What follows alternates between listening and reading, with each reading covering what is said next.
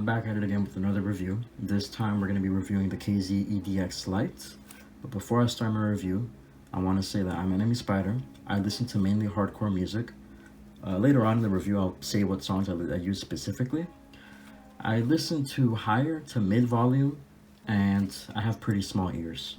So with that out of the way, let's talk about the specs. This is a 10mm dynamic driver IEM, just one. Costs about $8. I personally got it for $5.40, somewhere around there. So very inexpensive. This is entry level. Like for some people, this is like just nothing. So moving on with the bass. If we compare the bass to the Harman curve, the 2019 Harman curve, we can see that it has a sizable amount of bass. And it sounds great, honestly. The bass is definitely the factor that's driving this IEM. Definitely making it a little bit different. Has about 4 dBs of bass over Harman. And going on to the mid-range, the bass actually spills over into the mid-range. The lower mid-range, it kind of bleeds over. I didn't really notice that affecting the overall sound of the IEM too much.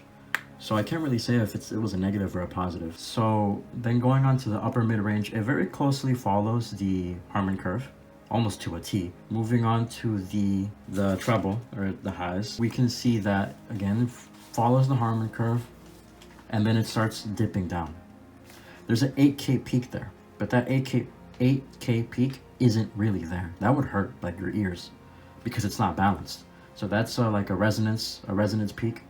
And if you look past the 8K peak to the 10K, you'll see that it doesn't like immediately fall off the 8K and go straight downward. It goes from 8K and then it kind of bounces back to 10K and then goes down. So what that means is this IEM has a decent amount of treble extension, and you can tell because it doesn't sound warm. It doesn't sound overly warm, and it has a bit of detail to it. So definitely really cool how this IEM has a bit of a, like, the treble goes out to 10K, it doesn't follow Harman exactly. Okay, so technicalities. So for the technicalities, I want to talk about the experiences I had with some songs. Going first with Greed Symphony. So Greed Symphony is a vocal female heavy track. It's still hardcore, it has like, you know, heavy drops and even some instrumentals and some screaming. But I wrote down here that female vocals sound a bit recessed and not too clear. Back Alive, decent separation, appropriate for $10, around $10. Here to Stay comes off as slightly warm. Imaging is okay. Design, fit. Let's look at the design really quickly.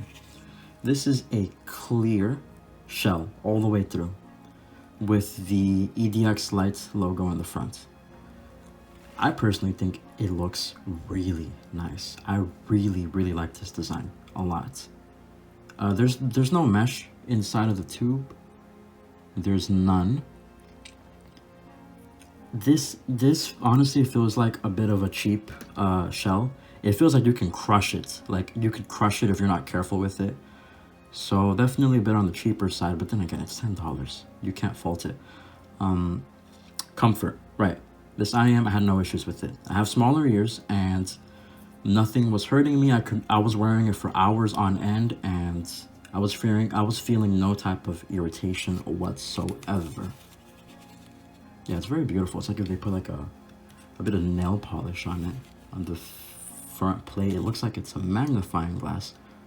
It's cool, like a magnification effect. So in terms of the accessories and the packaging, it's all right. It's KZ. KZ always, they always try to do like the minimum for like the environment, they claim.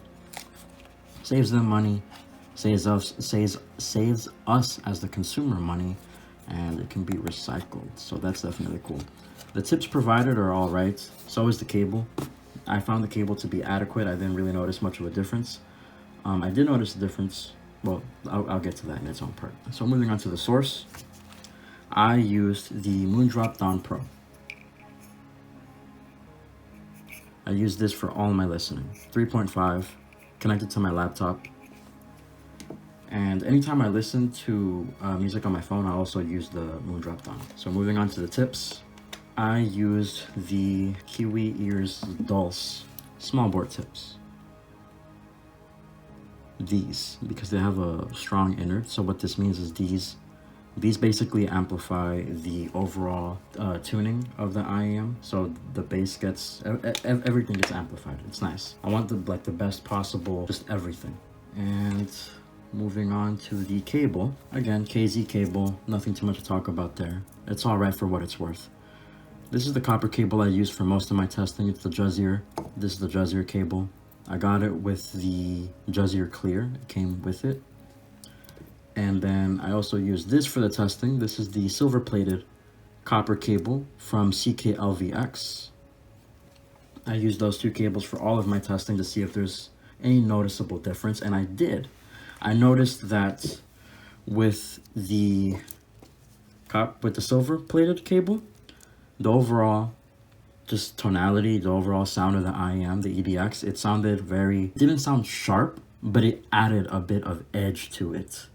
It still sounded warm in the mid-range and in the treble, but it just added a bit of detail, a bit of an edge. Nothing to change it from warm to like natural or warm to like sharp. And with the pure copper cable, it just became an overall smoother listening experience. I noticed that the copper cable was better for the bass because it just smoothed out the highs and the mids, so the bass was able to just appear more without having to turn up the volume more. So I preferred the copper cable just for overall listening. Even for analytical listening, when I used this cable, I found it to be a bit irritating for my ears. So I prefer the copper cable, just to let you know. So comparisons, moving on to comparisons. Let's talk about the KB Ears Rosefinch first. This Rosefinch has a similar tuning because it's in the warmer side, definitely in the warmer side. Doesn't have the treble extension that the EDX has, but has more bass. So what does this mean? This means that the EDX is an overall smoother listening, and I believe the EDX has more clarity and detail to it. So yeah, but the Rosefinch has louder bass, but it's less physical bass compared to the EDX. Next, the HBB QKZ. This is a warm IEM. It also has a good amount of bass. It has a mid bass focus compared to the Harman curve. It doesn't go over the sub bass. But this is a really warm set.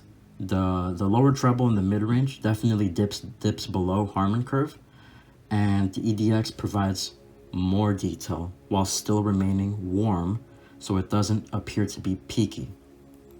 I prefer the EDX. Next, the JUZEAR Clear.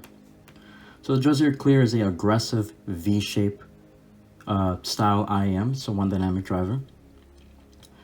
And you can't really listen to this at higher volumes. You try to listen to this at higher volumes, it's gonna hurt your ears. With the EDX, you can listen to it at higher volumes, especially with a pure copper cable. So I prefer the EDX for just smoother, everyday listening. Well, that's about it for the review for the EDX LITE from KZ. Overall, this is a warm IEM with a bit of a bass boost that still has clarity. So definitely a nice IEM if you're looking into like bassy IEMs. If you don't like bassy IEMs, I wouldn't necessarily get this. And if you're into vocals, stay away from this. I really wouldn't get this if you're into vocals. I recommend burn-in. I burned mine in for about 40 hours. But yeah, $8, you can't really go wrong with it. This is a great everyday set, not for analytical listening. And that's about it. If you have this set, tell me what you think about it. Have you tried EQing it? What sources, cables, tips are you using? What do you think about it?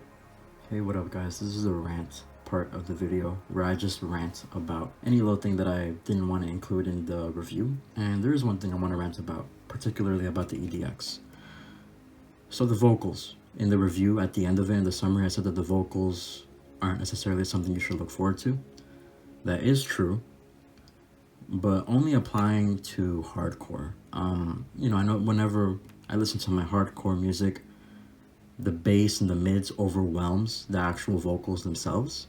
So I didn't really pick up the vocals much with this IEM, but I did listen to particularly El Muchacho de los Ojos Tristes and The Villain I Appear to Be, and the vocals sounded quite nice, definitely smooth.